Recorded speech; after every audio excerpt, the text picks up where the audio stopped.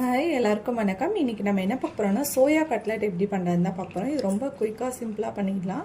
ரொம்ப ஈஸி தான். இப்போ குழந்தைங்க வந்து இந்த சோயாலாம் சாப்பிட மாட்டாங்க. நம்ம இந்த மாதிரி செஞ்சு கொடுத்தா விரும்பி சாப்பிடுவாங்க. இப்போ வாங்க எப்படி பண்ணுறதுன்னு பார்க்கலாம். அதுக்கு வந்து ஃபஸ்ட்டு பார்த்திங்கன்னா வந்து தண்ணியை நல்லா கொதிக்க வச்சு எடுத்துகிட்டு வந்துடலாம்.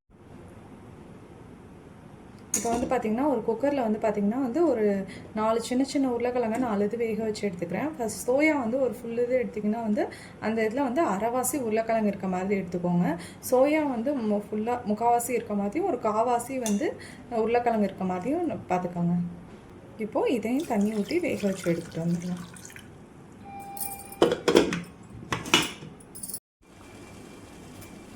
இப்போது தண்ணி பார்த்திங்கன்னா நல்லா கொதிச்சிருச்சு. இப்போ ஸ்டவ் ஆஃப் பண்ணிட்டு இறக்கி வச்சிடலாம். இப்போது தண்ணியை இறக்கி வச்சுட்டு அதில் வந்து நம்ம எடுத்து வச்சுருக்க சோயாவை சேர்த்துக்கலாம். இந்த மாதிரி பார்த்திங்கன்னா வந்து ஒரு 1/4 மணி நேரம் சுடு தண்ணியில் நல்லா ஊறட்டும். ஒரு 15 மினிட்ஸ் நல்லா ஊறட்டும். அப்போ தான் நல்லா சாஃப்டாகும். இப்போ பார்த்திங்கன்னா வந்து 15 நிமிஷம் ஊறுறதுக்குள்ளே நம்ம ப்ரெட்டை வந்து மிக்ஸி ஜாரில் சேர்த்து ப்ரெட் கிராம்ஸாக மாற்றிடலாம். நான் வந்து எப்போ எல்லா வீடியோலையுமே சொல்லியிருக்கேன், ப்ரெட் கிராம்ஸ் அரைக்கும்போது நான் அந்த சைடில் இருக்க லேயரோடு தான் சேர்த்து போடுவேன்னு. இப்போது ப்ரெட் கிராம்ஸ் ரெடி ஆகிடுச்சு. இப்போ வந்து நம்ம அடுத்து ரெடி பண்ணிடலாம். இப்போ வந்து நம்ம 15 நிமிஷம் இந்த சோயா ஊறிடுச்சு. இது பார்த்திங்கன்னா மேலே இருக்கிறது தான் ஜில்லுன்னு இருக்கும். தண்ணி இருந்தாலும் 15 நிமிஷத்துக்கு அப்புறமா சூடாக இருக்கும். தண்ணியை வடிச்சிடலாம். வடிச்சிட்டு இந்த மாதிரி சோயாவை பிழிஞ்சு மிக்ஸி ஜாரில் எடுத்து அரைச்சி எடுத்துக்கலாம். இப்போது ப்ரெட் கிராம்ஸ் அரைச்சேன்ல அதே மிக்ஸி ஜாரில் தான் வந்து இந்த சோயாவை வந்து இந்த மாதிரி நல்லா பிழிஞ்சிக்கிறேன். தண்ணி இல்லாமல் தண்ணி வடிச்சிட்டு இந்த மாதிரி தண்ணி இல்லாமல் நல்லா பிழிஞ்சிக்கோங்க. பிழிஞ்சு எடுத்துகிட்டு மிக்ஸி ஜாரில் சேர்த்துக்கலாம்.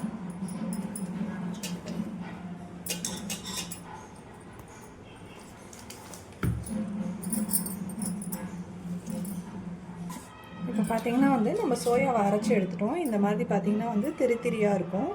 இந்த மாதிரி சேர்த்துக்கோங்க ஒரு பவுலில்.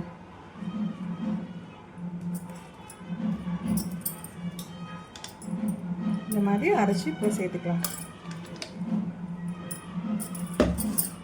இப்போ பார்த்திங்கன்னா வந்து சோயாவை நல்லா அரைச்சி எடுத்தாச்சு. இப்போ வந்து அதில் வந்து வேக வச்ச உருளைக்கிழங்கு சேர்த்துக்கலாம். மசிச்சு வச்சுருந்தேன் ஃபஸ்ட்டு.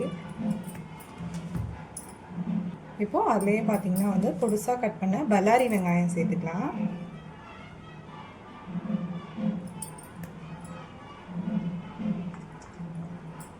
இப்போது அதுலேயே வந்து பொடுசாக கட் பண்ண கொத்தமல்லி தழை ஒரு கைப்பிடி அளவு சேர்த்துக்கிறேன். இப்போது அடுத்து இதில் பார்த்திங்கன்னா வந்து 2 ஸ்பூன் வந்து இஞ்சி பூண்டு பேஸ்ட்டு சேர்த்துக்கிறேன்.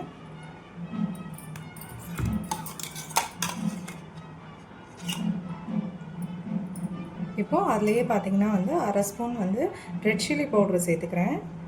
நான் வந்து பசங்க சாப்பிட்டவங்க கொஞ்சம் கம்மியாக தான் காரம் எல்லாமே சேர்ப்பேன். நான் இப்போ எப்போயுமே எல்லா வீடியோலையுமே சொல்லியிருக்கேன். அதுக்கப்புறம் பார்த்திங்கன்னா வந்து மல்லி பவுட்ரு வந்து நல்லா பெருசாக 1 ஸ்பூன் அளவு எடுத்து சேர்த்துக்கிறேன். மல்லி பவுட்ரு வந்து காரம் இருக்காது அப்படிங்கிறதுனால 1 ஸ்பூன் ஃபுல்லாகவே நல்லா குமிழாக சேர்த்துக்கிறேன். அதுக்கப்புறம் பார்த்திங்கன்னா சிக்கன் குழம்பு மிளகாய் தூள் வந்து 1 ஸ்பூன் சேர்த்துக்கிறேன். நான் வந்து இது எல்லாமே வீட்டில் அரைச்சது. நான் வாங்காதது மட்டும் என்ன பண்ணுவேன், அரைக்காதது மட்டும் பார்த்திங்கன்னா வந்து இந்த மாதிரி சக்தி ப்ராடக்ட்டில் வாங்கிக்கலாம். உங்களுக்கு என்ன ப்ராடக்ட் வேணுமோ வாங்கிக்கோங்க. நான் வந்து எப்போயுமே இந்த மாதிரி கரம் மசாலா என்ன பவுட்ரு இல்லையோ அதெல்லாம் சக்தி ப்ராடக்ட்டில் வாங்கிட்டேன். கரம் மசாலாவும் 1 ஸ்பூன் அளவு சேர்த்துக்கலாம். நான் வந்து எல்லா வீடியோலையுமே சொல்லியிருக்கேன், பசங்க சாப்பிடுவாங்கன்னு காரம் கொஞ்சம் கம்மியாக தான் சேர்ப்பேன்னு.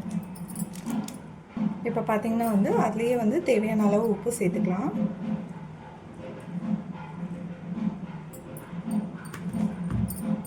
இப்போ பார்த்திங்கன்னா வந்து இதில் அரிசி மாவும் கார்ன்ஃப்ளவர் மாவும் சேர்ப்பேன்.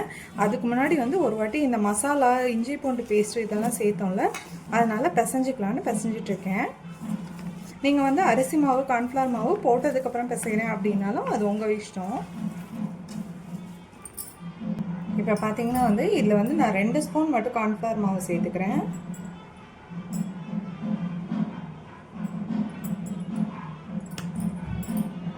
அதே மாதிரி அரிசி மாவும் பார்த்திங்கன்னா நான் பேக்கெட்டோடு சேர்க்குறேன். நீங்கள் ஸ்பூன் அளவு சேர்த்திங்கன்னா வந்து 2 ஸ்பூன் சேர்த்துக்கோங்க. அதே மாதிரி பிசைஞ்சு பாருங்கள். ரொம்ப தனியாக இருந்துச்சுன்னா அரிசி மாவு வந்து இன்னொரு ஸ்பூன் கூட எக்ஸ்ட்ரா சேர்த்துக்கோங்க. இப்போது இது எல்லாத்தையும் சேர்த்து நல்லா பிசைஞ்சிக்கலாம்.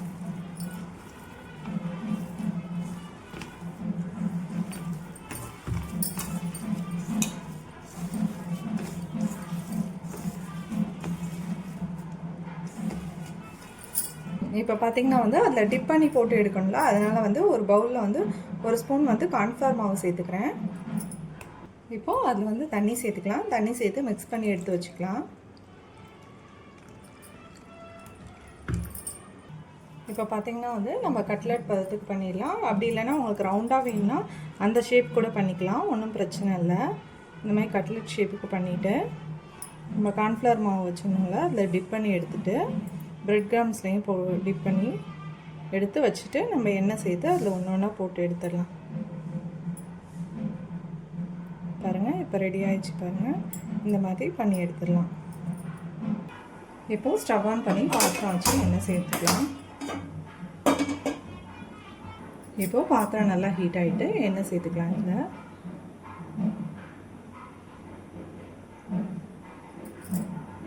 இப்போது எண்ணெய் பார்த்திங்கன்னா ஓரளவு ஹீட் ஆகிட்டு ரொம்ப ஹீட் ஆகிட வேண்டாம். ஏன் சொல்கிறேன்னா ப்ரெட் கிராம் சேர்க்கறதுனால டக்குன்னு கருத்து போயிடும். லைட்டாக ஹீட் ஆனதுக்கப்புறம் நம்ம ஒன்று ஒன்றா இப்போ போட்டுடலாம்.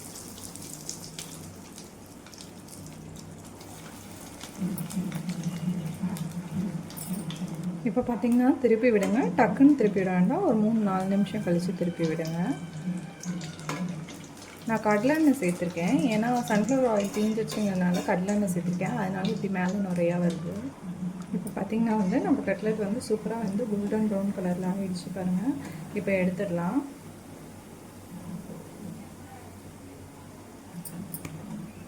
பாருங்கள், பார்க்கவே அவ்வளோ சூப்பராக கிறிஸ்பியாக இருக்குது பாருங்கள். இப்போ பார்த்திங்கன்னா வந்து நம்ம வந்து சோயா கட்லெட் வந்து சூப்பராக ரெடி ஆகிடுச்சு பாருங்கள். டொமேட்டோ கெச்சப்போட பாருங்கள், நான் உங்களுக்கு ரப் பண்ணி காட்டுறேன், நல்லா சவுண்டு வரும்.